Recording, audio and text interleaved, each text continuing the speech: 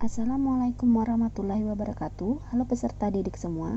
Jumpa lagi pada pembelajaran kelas 7, pengukuran dan alat ukur.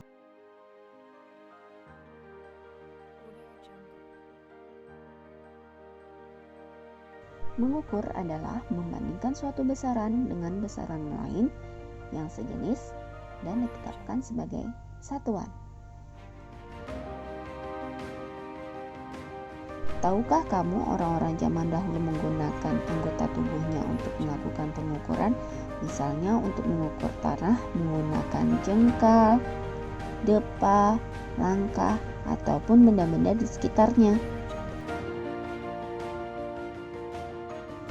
Permasalahan muncul karena satuan tersebut adalah satuan tidak baku, sehingga seiring berjalannya waktu dan bila dilakukan oleh orang yang berbeda, nilainya selalu berubah-ubah.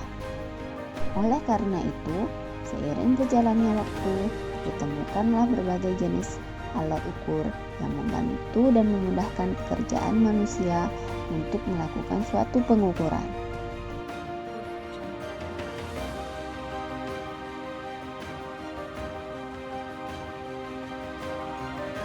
Beberapa jenis alat ukur pada besaran pokok. Yang pertama itu panjang, alat ukurnya mistar, jangka sorong, ukur meter sekrup. Kemudian besaran massa, alat ukurnya neraca atau timbangan. Waktu, alat ukurnya stopwatch atau jam. Suhu, alat ukurnya termometer. Kat arus listrik, alat ukurnya ampere meter. Jumlah molekul zat itu tidak bisa diukur secara langsung karena menggunakan rumus. Sedangkan intensitas cahaya menggunakan alat ukur light meter.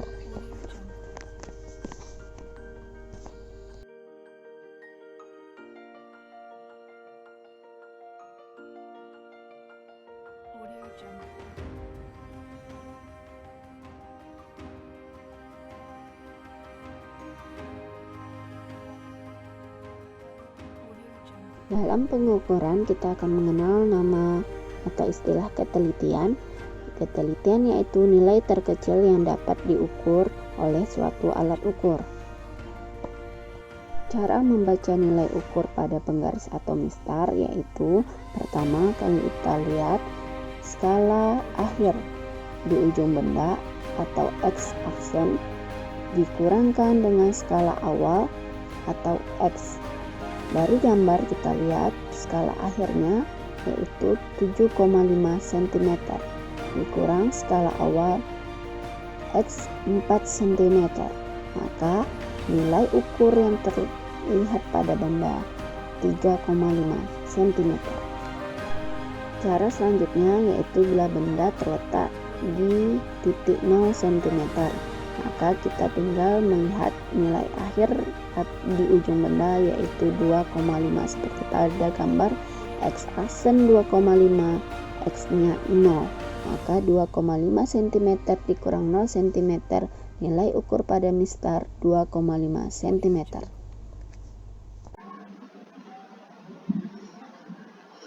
Nah, alat ukur panjang selanjutnya adalah jangka sorong.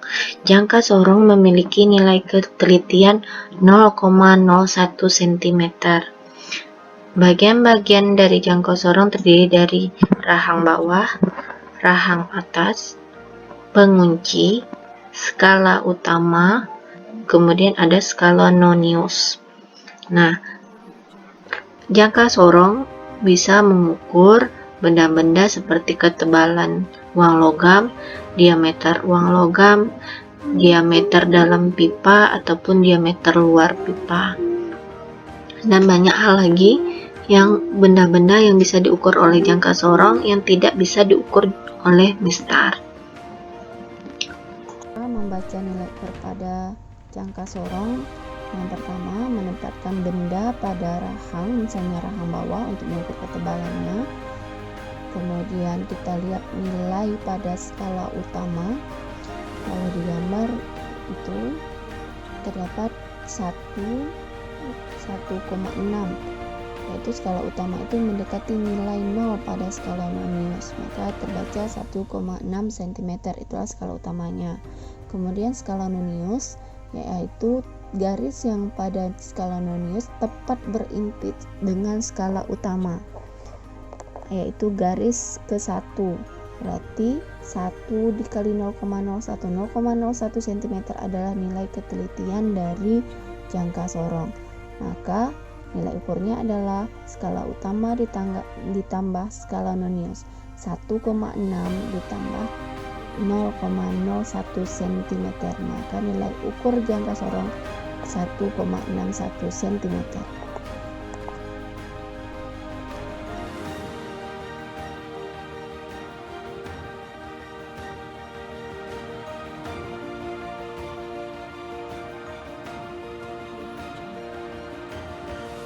Perhatikan sekali lagi cara membaca nilai ukur pada jangka sorong.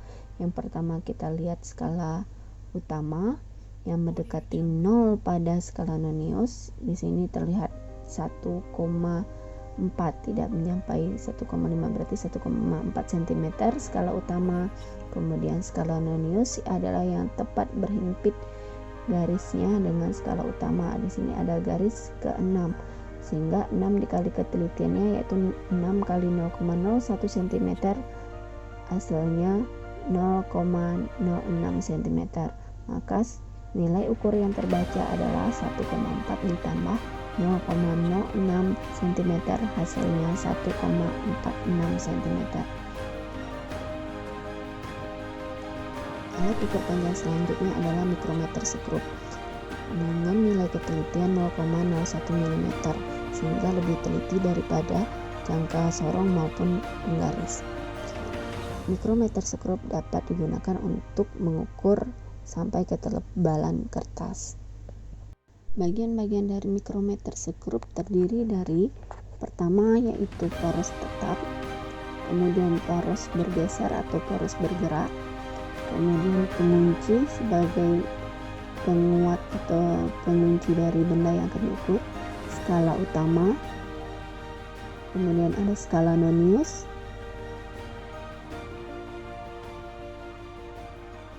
pemutar untuk memutar atau menempatkan skala nonius, reket, terakhir adalah frame, tempat meletakkan benda yang akan diukur. Cara mengukurnya, pertama kita letakkan bendanya di bagian frame, kemudian kita letakkan, kita baca di skala utama. Skala utama ini yang bagian bawah nilainya setengah dari yang di atas. Misalnya nih 14, di bawah berarti 14,5, 15, 15,5, 16. Nilai yang terlihat mendekati skala putar ini adalah di 16 mm. Ini adalah nilai untuk skala utama. Sedangkan skala putarnya adalah di pas yang lurus ini adalah di 40. Berarti nilai ukur mikrometer sekrup yang terbaca pertama 16 mm ditambah 0,40. Kenapa 0,40? 40 dikali 0,01 mm, sehingga diperoleh nilai ukurnya adalah 16,40 mm. Kita coba sekali lagi, perhatikan cara membaca mikrometer sekrup. Misalnya ini kita memposisikannya benda di bagian frame mikrometer sekrup. Kita baca yang terlihat skala utama yang mendekati skala putar 16,5 mm. Skala putar itu ada 24 kali 0,01 0,24. Ini ya, 21 22 23 24, berarti skala putarnya adalah 0,24, sehingga nilai yang terbaca atau yang terukur adalah 16,5 ditambah 0,24. Nilai ukur atau nilai panjang dari benda yang kita ukur tadi adalah 16,74 mm. Alat ukur besaran massa terdiri dari neraca Ohaus, timbangan silinder, neraca 3 lengan, neraca digital, timbangan badan, dan neraca sama lengan. Cara membaca neraca Oghuz: pertama, memastikan posisi seimbang pada lengan, yaitu anak panahnya di posisi 0, dikalibrasi terlebih dahulu. Kalau jika belum seimbang, dengan memutar bagian pengunci di dekat gantungan beban. Nah, jika sudah dalam posisi seimbang, maka neraca bisa diletakkan beban yang akan diukur. Jika beban atau masanya itu terasa besar, masanya cukup besar, maka yang digeser adalah anak timbangan yang paling besar atau yang paling belakang, baru diikuti dengan anak timbangan selanjutnya. Ketika beban sudah diletakkan di gantungan beban, kemudian anak timbangan sudah bergeser dan kembali ke posisi 0, di mana panah pada anak timbangan itu menunjukkan seimbang, maka kita tinggal mengukur nilai massa dari beban. Cara membaca nilai ukur pada neraca Oghuz yaitu tinggal menjumlahkan anak timbangan yang bergeser. Seperti ini, 100 gram ditambahkan dengan 80 gram, kemudian ditambahkan dengan 4 gram, dan anak timbangan yang paling kecil itu adalah 0,65 gram. Sehingga hasil dari pengukuran menggunakan neraca diperoleh 184,65 gram.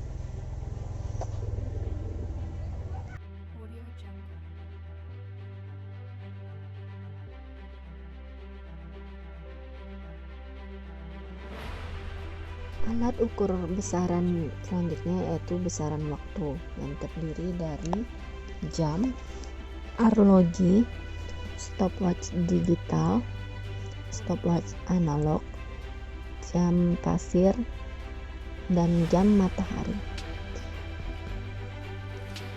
Cara membaca untuk stopwatch analog yaitu nilai ukur atau nilai yang terbaca pada bagian luar itu adalah skala untuk detik, sedangkan di bagian dalam yang kecil ini adalah untuk menyatakan nilai menit. Cara membaca nilai ukur pada stopwatch analog: yang pertama kita lihat dulu bagian menit atau skala yang kecil.